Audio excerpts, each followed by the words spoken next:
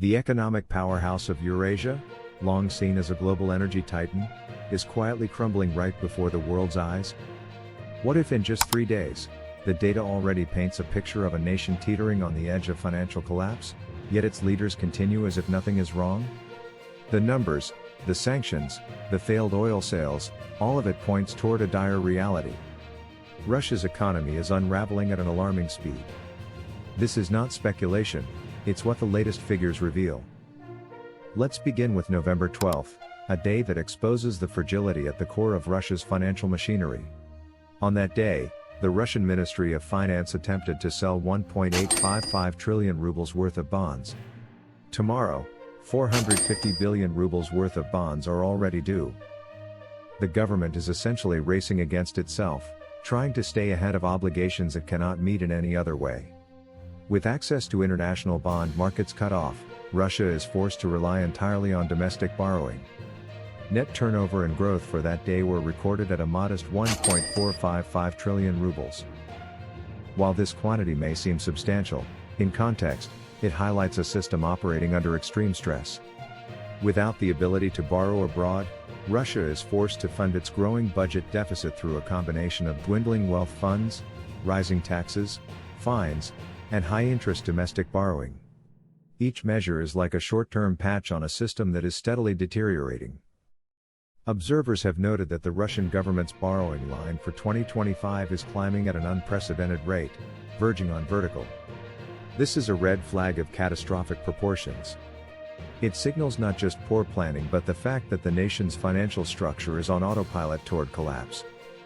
Despite this, the political leadership is unlikely to stop ongoing military operations or redirect priorities, meaning funding must be squeezed from wherever possible, be it oligarchs, nationalized assets, or other government-controlled entities. Turning to the oil sector, one of the pillars of the Russian economy, the situation becomes even more alarming. Lukoil, Russia's second-largest oil company, has seen its market value plummet by $10 billion in the wake of U.S. sanctions. For 4 consecutive weeks, shares have dropped, reaching the lowest point in over 2.5 years on the Moscow exchange. Foreign markets are effectively off-limits, and even long-standing trade partners like India and China are starting to rethink imports. In Iraq, Lukoil cannot receive payments or deliver oil. In Finland, the T-Boil gas station network has run dry. Swiss regulators block asset sales, including those to companies indirectly owned by President Putin. The implications are staggering. Over $16 billion in foreign assets are at risk. Even if Russia attempts to sell these assets to recoup losses, sanctions prevent the transfer.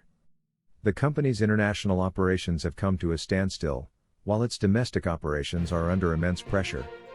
This isn't just a financial inconvenience, it's a structural collapse in progress.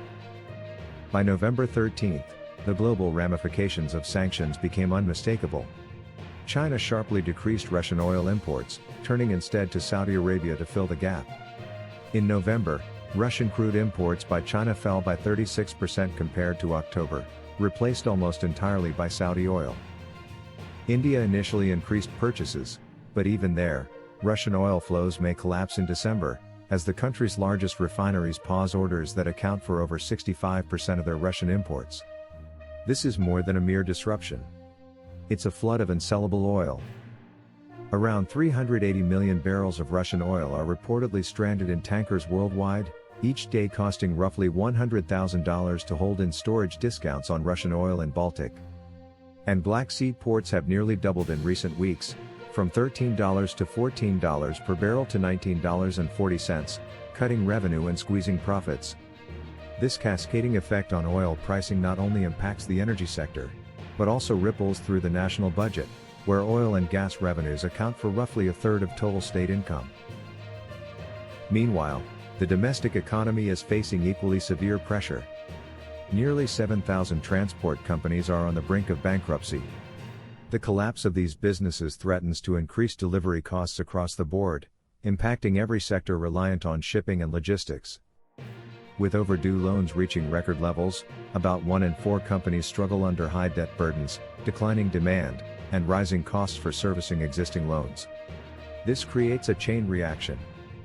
Bankruptcies beget defaults, defaults beget further bankruptcies, and the economic ripple effect accelerates with every passing week. The government is responding with drastic fiscal measures, such as altering commercial real estate taxation to squeeze more revenue from companies.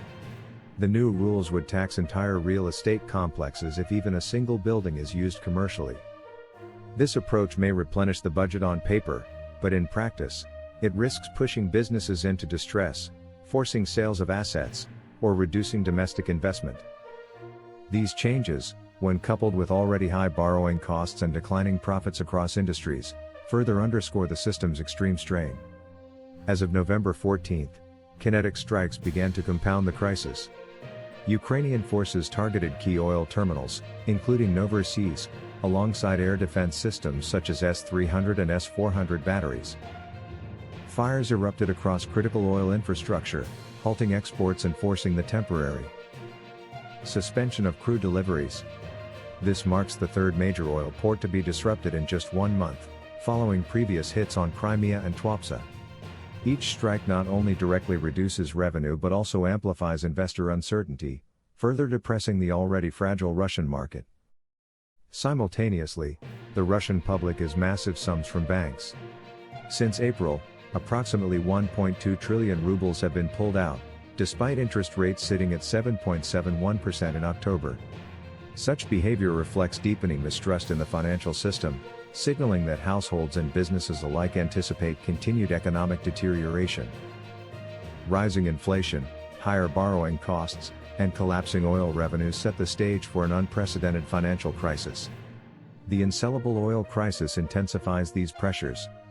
With hundreds of millions of barrels trapped in tankers worldwide, each day represents not only a direct cost but also a depletion of strategic options. Russia's export-driven economy relies heavily on oil and gas, and with sanctions and kinetic strikes progressively eliminating sales avenues, the government faces a widening gap in revenue.